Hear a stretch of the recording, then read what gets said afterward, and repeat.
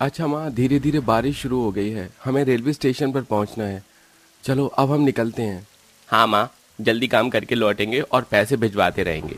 हाँ बेटा, ध्यान से जाना और कोशिश करना अगले महीने ही पैसे भेज दो, क्योंकि छत पुरानी हो गई है इस घर की, कभी भी पानी आ सकता है। माँ आप फिक्र मत करो, सब कुछ हो जाएगा। बाय बाय, ध्यान से जाना सब। जेठ जी, मोहन जी, बाहर धीरे धीरे बारिश हो रही है, कहीं बढ़ गई तो। मैंने ये रात भर प्लास्टिक की बोरी चारों के लिए सिली है हाथों से, इसे पहन जाइए, भीगेंगे नहीं। अरे वाह, ये तो तुमने बहुत अच्छा काम किया। देखा मेरी छोटी बहू कितनी गुणवान है, सबके बारे में सोचती है। ये सुन तीनों जिठानी चिढ़ जाती हैं। चारों बेटे शहर में कमाने के लिए चले जाते हैं। 3-4 दिन बीत जाते हैं। घर का सारा काम छोटी बहू ही संभालती है। तीनों जिठानी किसी काम को हाथ नहीं लगाती। अगर पानी का एक गिलास गलती से गिर जाए तो वो भी शालिनी ही साफ करती थी। बाहर बारिश हो रही थी और तीनों जिठानी बारिश में भीगने लगती हैं। कितना मजा आ रहा है ना इस बारिश में। शुरू शुरू में अच्छा लगता है, लेकिन बाद में ठंड लगने लगती है। हाँ बिल्कुल ठीक कहा जेठानी जी आपने। वैसे माँ जी अपनी छोटी बहू की बहुत तारीफ करती हैं। मैंने तो जब से ही सोच लिया है, मैं किसी काम को हाथ नहीं लगाऊंगी, थोड़ा सा कर दिया करूंगी, बाकी यही संभाले, देवरानी प्लस नौकरानी। हाँ, मैं भी तुम सभी लोगों से अभी यही कहने वाली थी। चलो कीचड़ के पाँव अंदर लेकर चलते हैं।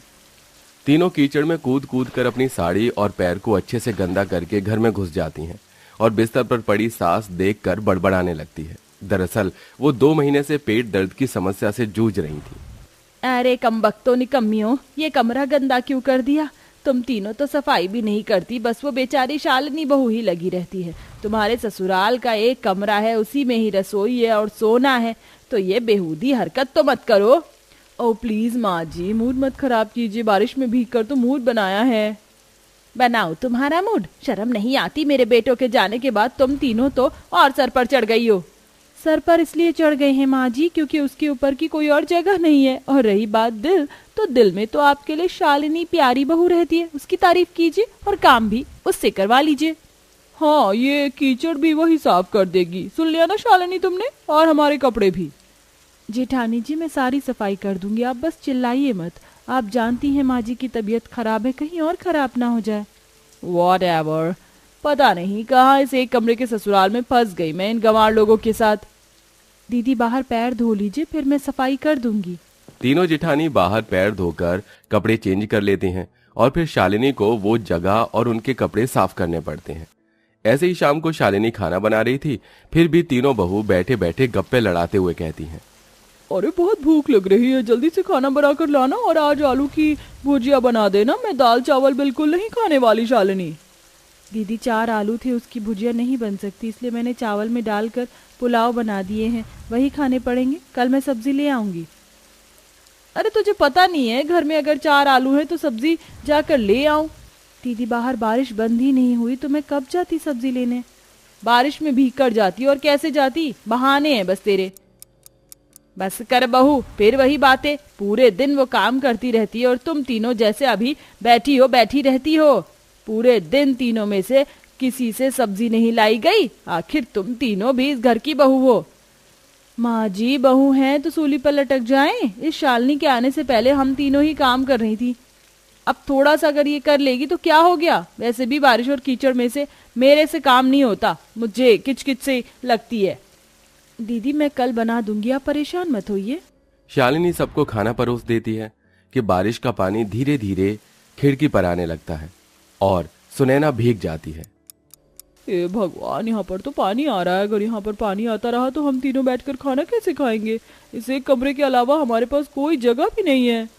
अभी तो इस गरीब ससुराल में चारपाई भी नहीं है, और जो है वो सासू माँ की है। दीदी मैं साफ करती हूँ, आप आराम से खा लीजिए। बहू तुझे भी तो खाना खाना है, तू सफाई क्यों कर रही है? कोई बात नहीं माँ जी, मैं कर देती हूँ, बारिश का मौसम है, ये सब होना आम बात है।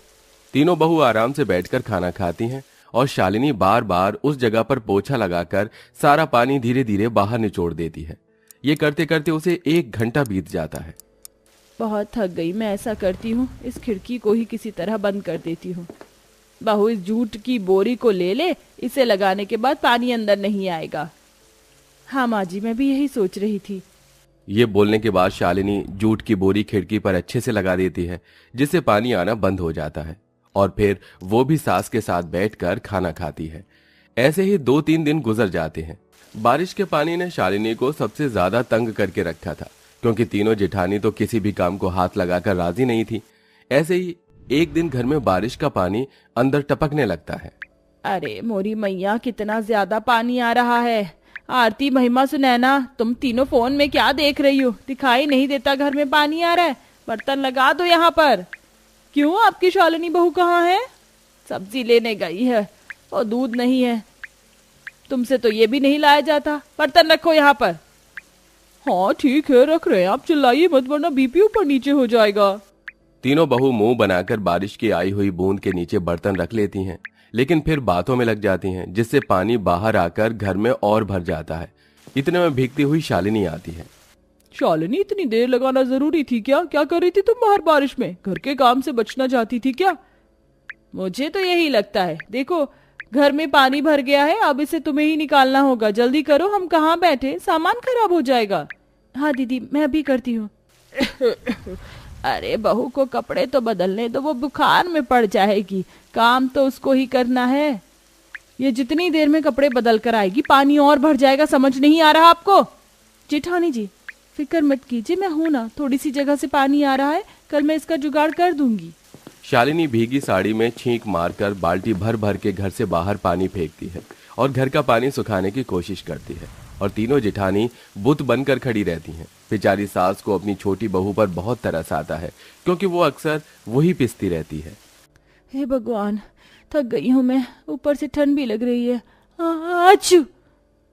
अरे खड़ी क्यों हो तुम? पोछा लगाओ ना जल्दी से, फिर बिस्तर भी बिछाना है। शुक्र है बारिश बंद हो गई, रात को सो पाएंगे।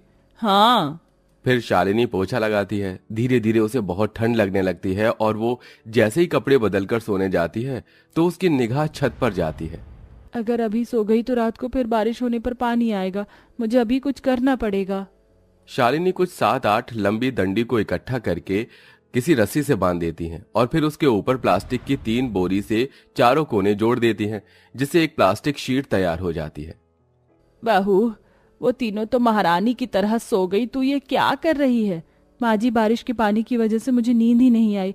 जितनी जगह पर पानी आ रहा है उतनी जगह के लिए मैंने ये बना दिया है, जिससे रात को हम ठीक से सो पाए। इसे लगाकर आती हूँ।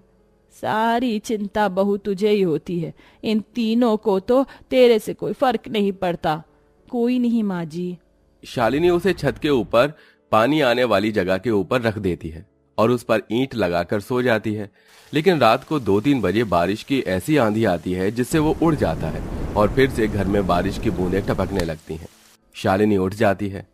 हे भगवान, फिर से वो हट गया। सब लोग कितने चैन से सो रहे हैं, मैं इनके ऊपर पानी नहीं गिरने दूंगी।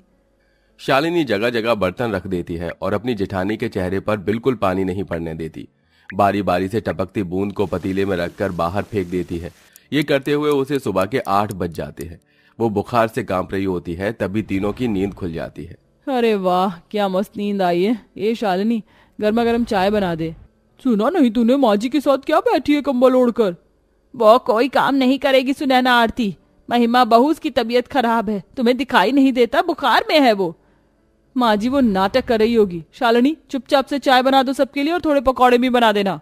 तुम इतनी निर्लज्ज कैसे हो सकती हो? मुझे समझ नहीं आता। तुम भी इसी घर की बहू हो, लेकिन तुमसे कोई काम नहीं होता। वो 10 काम करती है, मजाल है तुम एक काम भी कर दो। पता है तुम्हें इतनी अच्छी नींद क्यों आई? क्योंकि तुम्हारी छोटी देवरानी रात भर 6-7 घंटे पतीले लेकर तुम्हारे चेहरे के ऊपर पानी की बूंद की उसमें इकट्ठा करती रही, ताकि तुम भीगो ना, तुम्हारी नींद ना खुले। लेकिन उस बेचारी के ऊपर कुछ बूंदे पानी की आई, वैसे ही वो रात में 2 बजे आधी भीग चुकी थी।